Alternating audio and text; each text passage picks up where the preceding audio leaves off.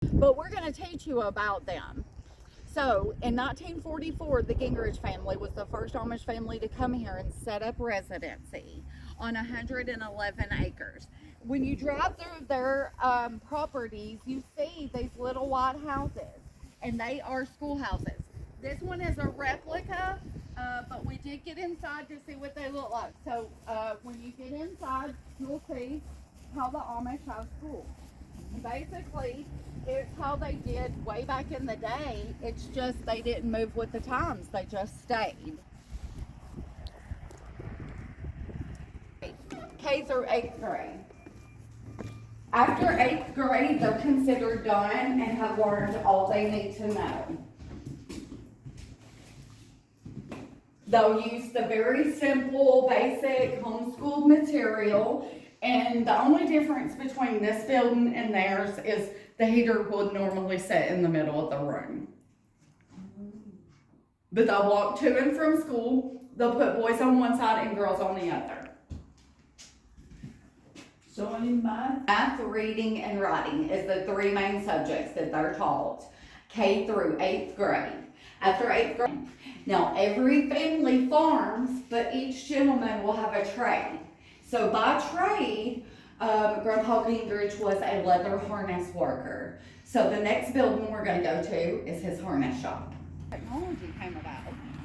They just chose to not move with it. And the reason why is to stand firm on their biblical foundation of the King James Version of the Bible, Old Testament and New. Their second language is Pennsylvania Dutch. Oh, wow. Dutch. Yeehaw. And of course they'll use the outhouses during the day. Just one is all they really have at their homes. Yeah, sure. But for the daytime, that's what they'll use, is their outhouses. Oh, wow. And it's a berry system. We just put the plastic over there just to show you an example. People don't really use these. A machine, foot pedal operated, which would be something he would use for doing his repairs, whether it be making it or repairing it. Up on the porch, from hay extractors to seed sowers, seed separators and washers, cotton weighs. Some of these tools range up to 300 years old, but these are items that they still use today. So if you was to go in their workshops or out in their fields, these are the items that you're going to see. He lived out of one side of it, and he worked out of the other side. In 44, you said? 1944. Mm-hmm. The reason why the family had to leave the property was because in the 90s, the city came in and said, we're going to be a municipality. You are required to have running lights and water. The Amish do not agree with that, nor do they believe in having that. Old order Amish do not have electricity or running water or drive vehicles. So they had to move down the road. And since then, 3 owners have owned the property.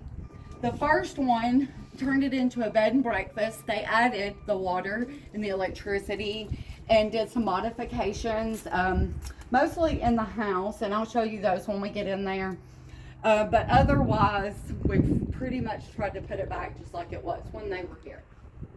So if you ladies want to go in there and check that out, you're going to see the saddles, wash tubs. We have berry scoops, big pot cauldrons, all different kinds of tools and items, again, that they would have used or still use today.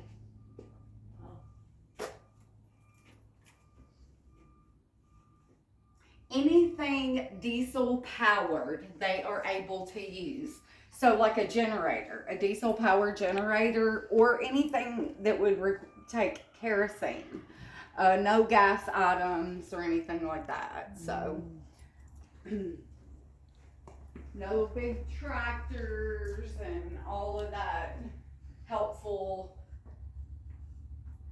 upgraded stuff. It's just real hard work. Well, that's part of it. It's hard. Yeah. Well, at least with them not having electricity, they're good and tired. We use water cisterns, and we'll talk about they find their mate. They court, they get married, they start their family. Okay, but they have choices on trade and. They can choose the trade as long as it's within the realm of what is okay. Everything has to be approved by the bishop. The bishop is their leader, and they have to go to him for permission for whatever they want to do within the church. Now, there's certain rules and regulations, but anything from singing songs to they cannot play instruments, only read certain material that's like school related. So kind of, tricky. But now they do have what's called a Rumspringa, and that's where the Amish are able to go and live an English lifestyle to see if that's what they want to do, because they are given a choice. They're not made to stay Amish or in the order. They are given a choice to leave. If they do leave, they can't come past the church steps anymore or in their homes, and a lot of them are shunned. Some of them are not even able to come back on their properties. So, it just all depends. So, standing right there on that foundation, I'm like, that's where I differ as an English person from their beliefs. I humbly agree with their beliefs, but aren't you supposed to keep forgiving always? Yes. And not do that shunning thing? Yeah, so you're basically saying if I can't be exactly like you, then I can't be a part of who you are, so. And finished it up, but so I'll get back on it tomorrow. Well, they don't have a church building unless they're doing meetings, maybe in their schoolhouse. But usually their schoolhouse is just designed for schoolhouse. If they're going to have any kind of meetings or church, they will have it at their homes. Out there they used to have pews out there, and that's where they conducted their church service. So.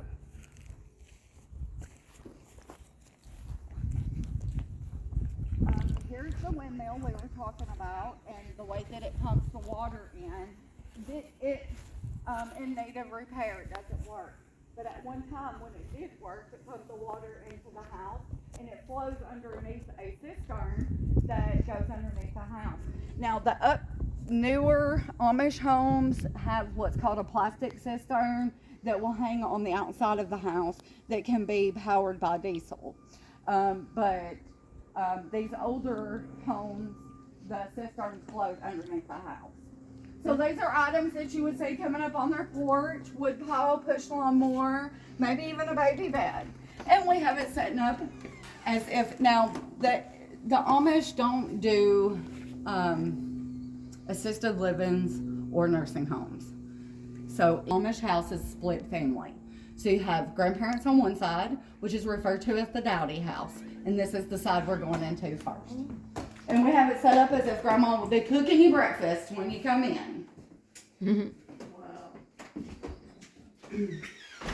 And we have the ambiance of the lights being off. Sometimes I'll light the candles. If there's a lot of light, I won't. But this is generally the light that you're going to get inside an Amish home, because they're not going to turn any lights on or waste their kerosene or anything like that. Not when they can still see. So they're going to set a room aside for looming, quilt making, sewing, crocheting, candles. This is just some of the things the ladies do for their trades. Got the weasel, the rabbit loom, beds so that they can turn them around against the window and keep the air out during the winter. And of course they heat with wood heat. You saw the wood cook stove as we come in. You're going to see another one on the other end of the house. They'll take these outside and do summer cooking outside to keep from overheating the house so they're not allowed to wear any buttons, zippers, or anything like that. It's straight pants and safety pants. The same and equal in the eyes of the Lord. And canning items in it, of course, those are items that they'll sell out of their homes and at their stores and places like that.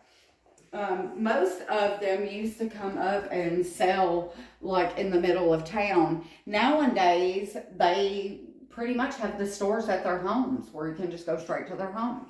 to the family, but the kids' bedrooms is upstairs. So we'll head up that way and check those out. Family will have 7 to 12 children. Wow. Yeah, the Gingrich family had 12 children. So here you go, is toys, but their toys cannot have faces. Yeah, I saw that in the shop. But of course, they're going to use little kerosene heaters and vacation. You will not see. It started out trying to be a bed and breakfast, and then the second owner came in and decided to put it back to the. No, they tried to have a restaurant in the front where the store is. Yeah. So they're going to court and they're going to try to decide who they want to marry, and then they're going to, begin their life. Now the baby bed's in here because she's probably going to get responsibility of helping take care of the baby. The older girls will. Usually you'll see them out with the younger kids. And then the boys are going to be either out playing or mostly riding those wagons up and down the road, running stuff back and forth and working. No mattress?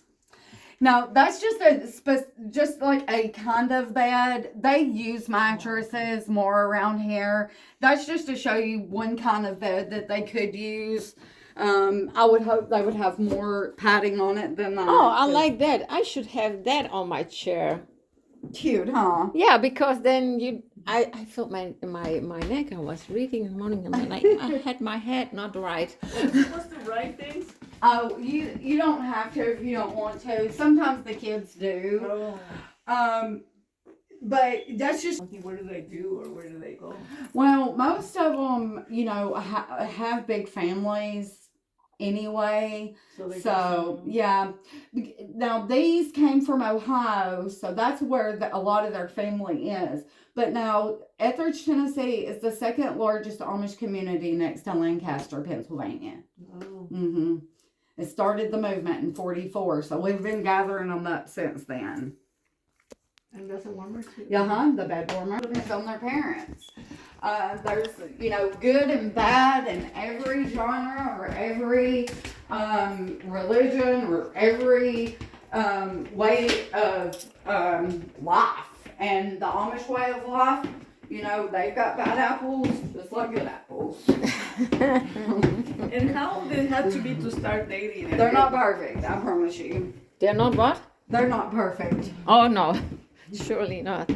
So how do they need to be able to date and to get